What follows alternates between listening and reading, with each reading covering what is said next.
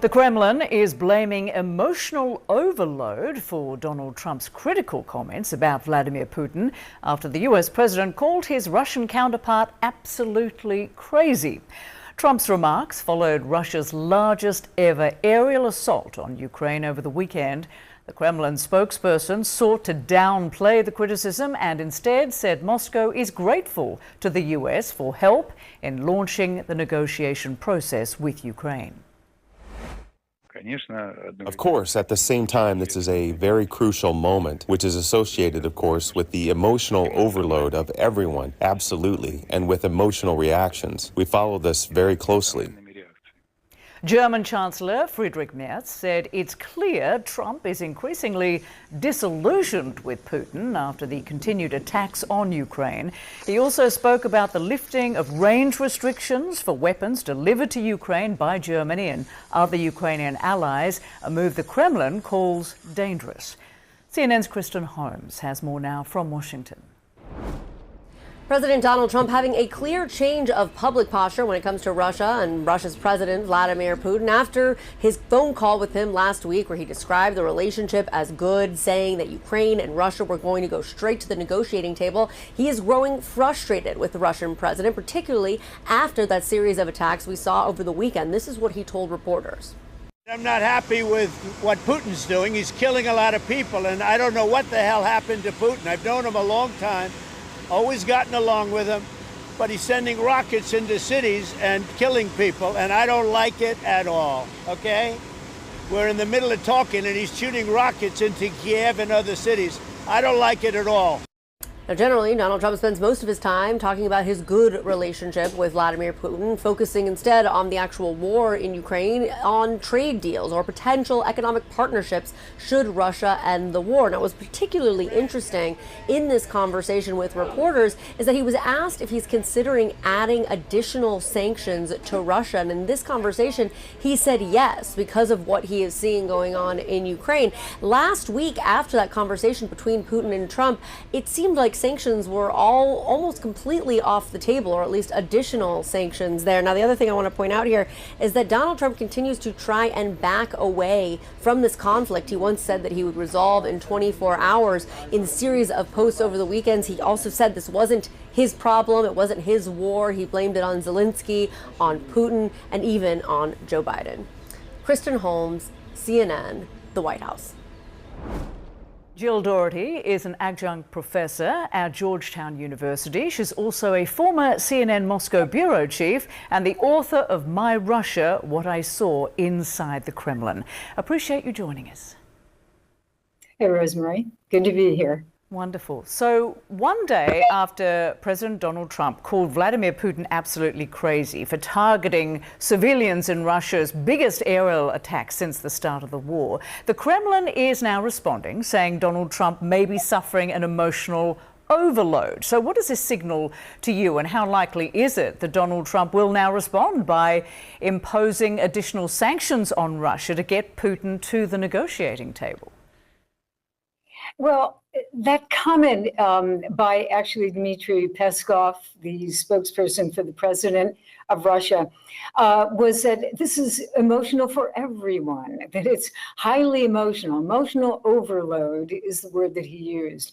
So I think what they're trying to do is, it doesn't look good for the president of the United States to call the president of Russia crazy. It doesn't look good domestically for President Putin to be called crazy. So I think what they're trying to do, they want to continue to talk with the United States. Putin apparently doesn't want peace now at all, but they want to keep talking. So what they're trying to do is kind of smooth down, the edges of those comments by President Trump and keep the ball rolling, but not create too many problems in the relationship at this point.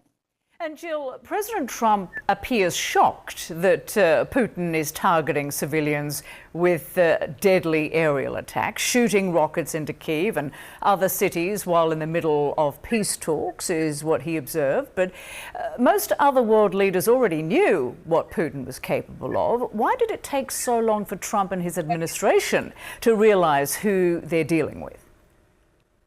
Well, it might be that there is a difference between his administration and the president himself, because the administration has, in some cases, sounded a little bit harder. But President Trump actually, I believe, thought that he could get a deal with the power of his personality and that personal relationship with Vladimir Putin.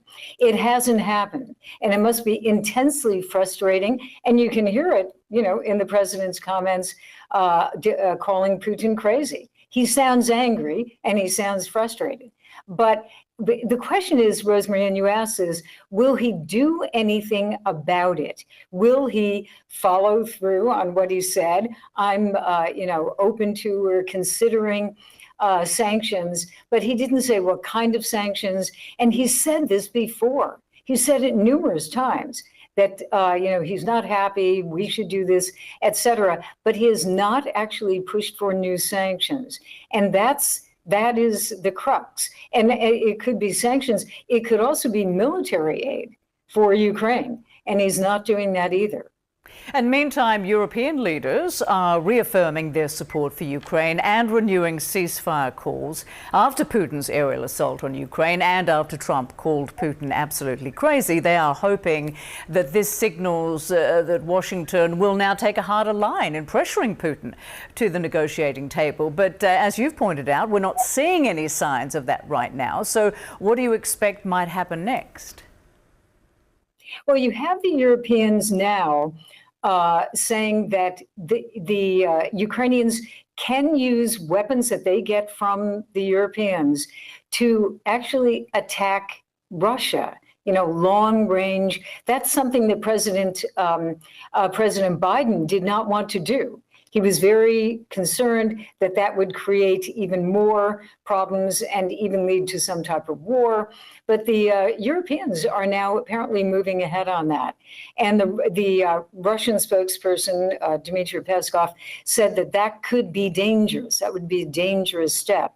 So I think the war right now is, continuing full force. In fact, perhaps even more full force than before. And then the peace negotiations, it's always very hard to say what President Trump will do next. But he could still walk away. There's still that possibility, even though he threatens to walk away, but then he doesn't, and he's back in the game again. But he could walk away and finally say, look, Putin's crazy, Zelensky, and he had criticism for Zelensky as well. Zelensky creates problems every time he opens his mouth, and therefore I am walking away. It's almost as if he is talking to two school children. There is that castigating tone, and we'll just have to